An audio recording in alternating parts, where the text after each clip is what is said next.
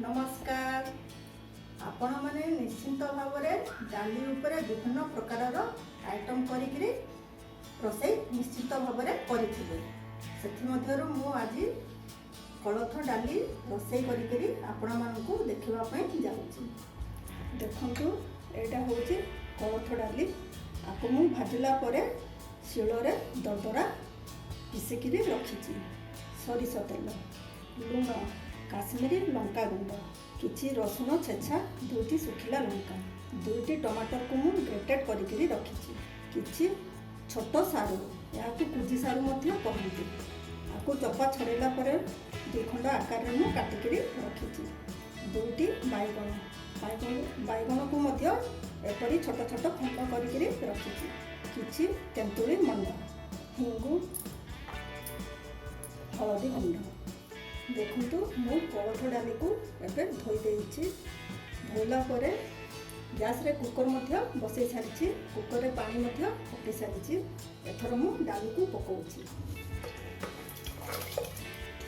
आपण निजर दरकार अनुसार एथिरे डाली व्यवहार करि पारिबे।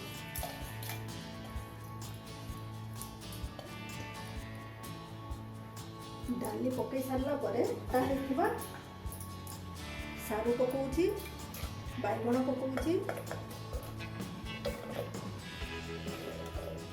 बैगण पकई सारला हलदी गुंड पकाउछि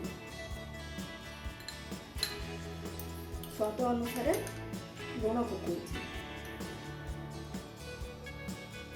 ग्रेटेड करिकी रखिथिबा टमाटर पकाउछि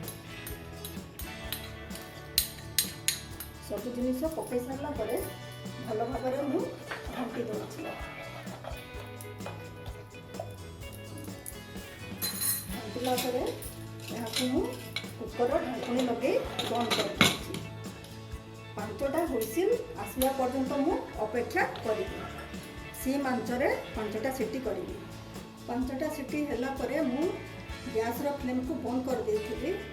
एबे कुकर मध्य ठंडा हो गलानी आसंतु कुकर ढाकुणी खोली देखि नेबा।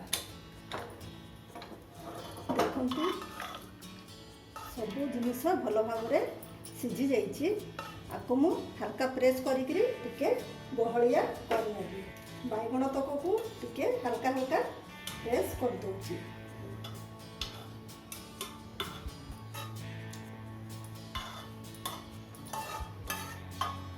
एथर मु एथिरे रखिथिबा तेंतुली मंड पकाउछि। आपण निजर स्वाद अनुसार एथिरे तेंतुली मंड पकई पारिबे। पकई सारला आपको भल भाव मिसई दूची मिसैला आपको मु 2 मिनिट फुटे कुकर बसई सारला पुणी थे घाटी दूची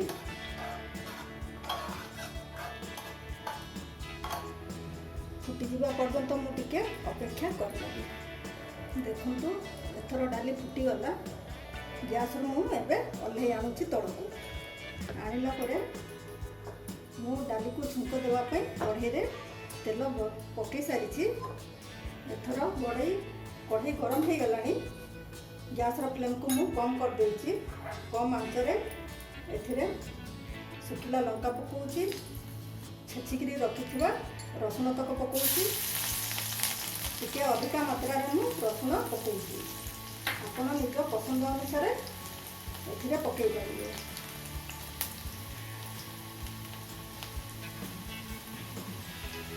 किछि हिंगु पकईली हिंगु पकई सारला भल भाव घाटी दूची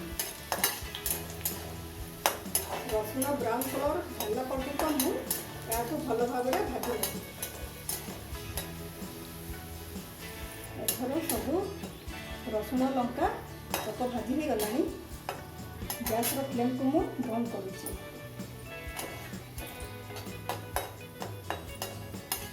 बंद कला एथिरे मु काश्मीरी लंका गुंड पकेइबी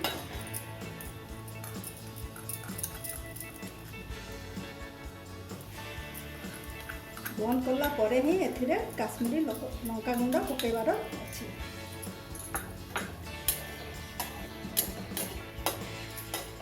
काश्मीरी लंका गुंड पकई सारला छुंकटी को मु डाली रे पकई दूची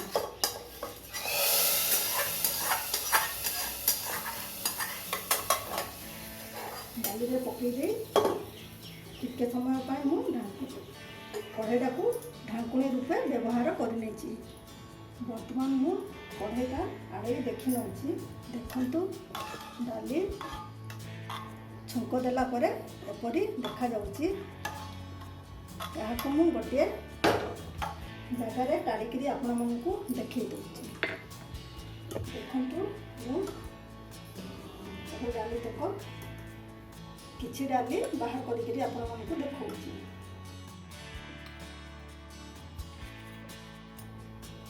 देखंतु डाली